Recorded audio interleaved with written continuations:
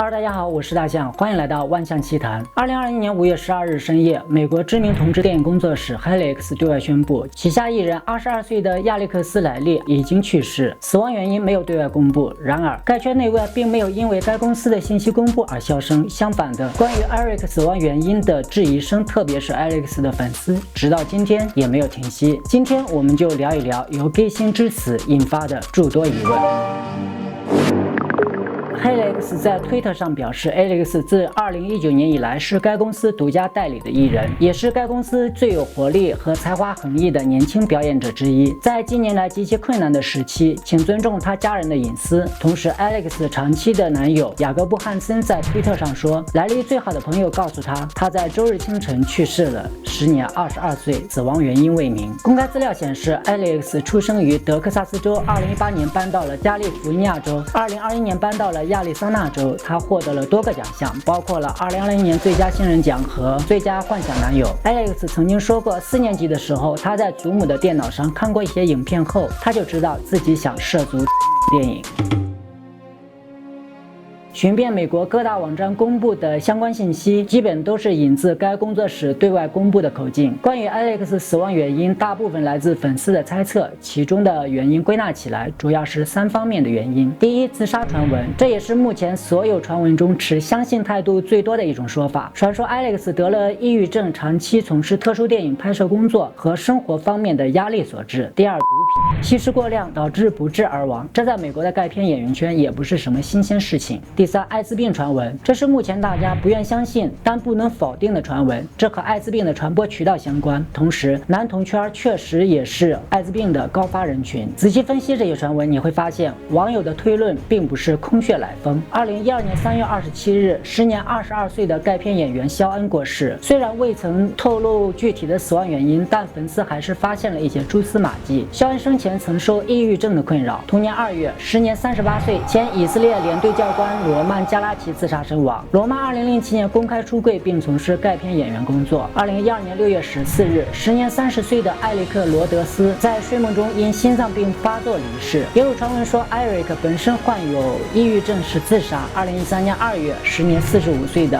阿帕德·米克洛斯自杀身亡。他生前也投入了不少钱在同志公益事业上。报道说他性格十分开朗，自杀原因未明。2013年3月12日，威尔弗利德·奈特离开了这个世界，年仅35岁自杀。深层次的原因是因其男友于前年上吊自杀，死亡原因也是因为抑郁症压力过大。2016年，时年33岁的亚历山大·古斯塔洛被发现头部中弹死于公寓，据称开枪者是他本人。2017年，阿根廷同志先生马克思·舒特勒过世，时年35岁，死因未明。戴夫·斯利克2018年在芝加哥逝世，凯西·杰克斯2019年1月逝世，杰伊·迪梅尔2019年6月逝世。归纳其中的共通点，你会发现这些已经过世的 gay 星当中，90%以上死亡原因与抑郁症相关。相关的研究资料同时显示，同性恋已经成为抑郁症高风险人群。那么，为什么同志人群会是抑郁症的高发人群呢？要探索这个问题之前，我们首先要解决一个问题：为什么会有同性恋？换句话说，同性恋是可以选择的吗？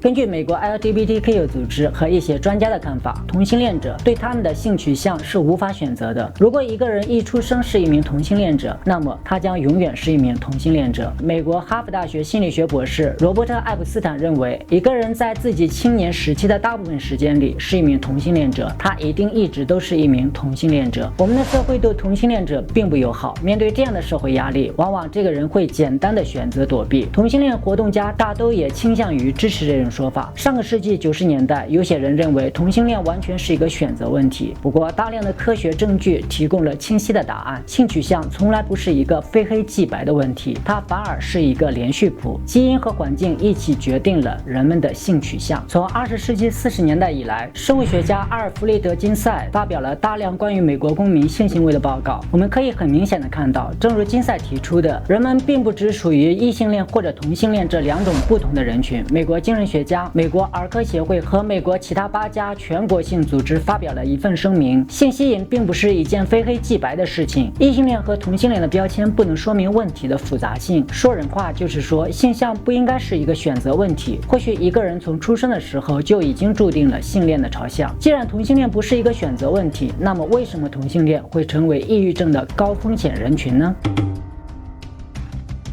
为此，大象翻阅了一些资料，由安德鲁·所罗门于2020年7月出版的《正午恶魔》给我们提供了一些视角。书中关于同志的篇章，或许我们可以寻到蛛丝马迹。安德鲁·所罗门指出，在最可能得抑郁症的族群当中，同性恋者名列前茅。近年有一项研究观察多对中年双胞胎，双胞胎中一位同性恋者，另外一位是异性恋者。结果发现，其中有3%的异性恋曾经企图自杀，同性恋则是15%。另外一项研究以随机抽样调查4000名17岁到39岁的男性，结果发现其中3.5%的异性恋者曾企图自杀，有同性伴侣者则是20%左右。还有一项针对1万名男性和女性的随机抽样研究显示，过去1年中曾和同性发生性关系的人，罹患忧郁症和恐慌症的比例大增。纽西兰有一项历时21年的纵贯性研究发现，在1200名研究对象当中，自认为是同性恋或者双性恋的人，出现重度忧郁症以及广泛焦虑症、行为规范障碍症、尼古丁依赖症、自杀意念或者企图自杀的风险会更高。一项针对6000人所做的荷兰研究也显示，同性恋男女的重度忧郁症的比率远高于异性恋者。明尼苏达州一项对4万名年轻人的研究显示，男同志出现自杀念头的可能性是其他男性的7倍。另一项研究显示，在约1500名学生样本中，同性恋不分男女至少曾4度企图自杀的比率是异性恋的7倍以上。圣地亚哥的一项研究发现，男性自杀中有10%为男同志所为。所以说，男同性恋者得忧郁症的几率高得可怕。有人指出，因性倾向而无法生儿育女的人，可能比大多数异性恋者更早的面对死亡。流传的理论还有很多，但同性恋忧郁症的比率之所以那么高，恐同症恐怕是最显著的原因。同性恋者比一般人更容易受到家人排斥，也比较容易出现社会适应问题。由于这些问题，他们比较容易辍学，成年后比较无法拥有稳定的伴侣，晚年也比较缺乏人照顾。他们更可能感染 HIV， 而且即使一开始没有感染上，一旦陷入忧郁，也较可能发生不安全的性行为，因而感染病毒，以至于忧郁症更加恶化。最重要的是，他们更有可能过着不为人知的生活，因此产生强烈的隔绝感。来自荷兰的专业研究同性恋忧郁症专家特欧·山福特发现，未出柜的同志比出柜的同志更容易得忧郁症，单身人士也比有稳定长期伴侣的人容易得忧郁症。山福特指出，同性恋者在职场上比较不会和别人分享私生活，即使已经出柜都一样，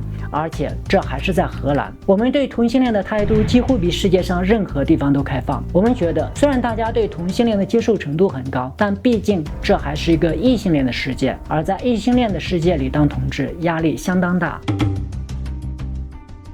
有研究指出，许多同性恋孩子往往在异性恋和恐同的环境中长大，儿时就已将朋友或者父母表达的恐同负面观点内化。这种情况下，幼年期充满了自我憎恶，童年后期更将早年的自我憎恶凝结为内化的恐同叙事。许多同性恋倾向的孩子在长大后和别人发生性关系之前，都曾被扣上娘娘腔或者死玻璃的帽子，他们饱受其他男孩的讥笑、暴力威胁和排挤，甚至受到攻击。当一个人的成长过程被以上内容所裹挟，抱着这种态度持续生活，他可能把人生所有的问题都怪罪于自己的性倾向。他们可能把负面的自我评价归结于同性恋的欲望。因此，虽然问题的根源可能大相径庭，患者却相信他是因为身为同志而招致不幸，进而憎恶自己。就目前的情况来看，全球范围内有部分国家和地区承认了同性关系合法化，但多数都是独立于传统婚姻关系法以外的一套独立法律体系。但我们也必须清醒地认识到，同性恋与道德无关。随着社会进步和思想解放，多数人开始接受同性恋的存在，但整个社会却很难达成一致意见。或许这一切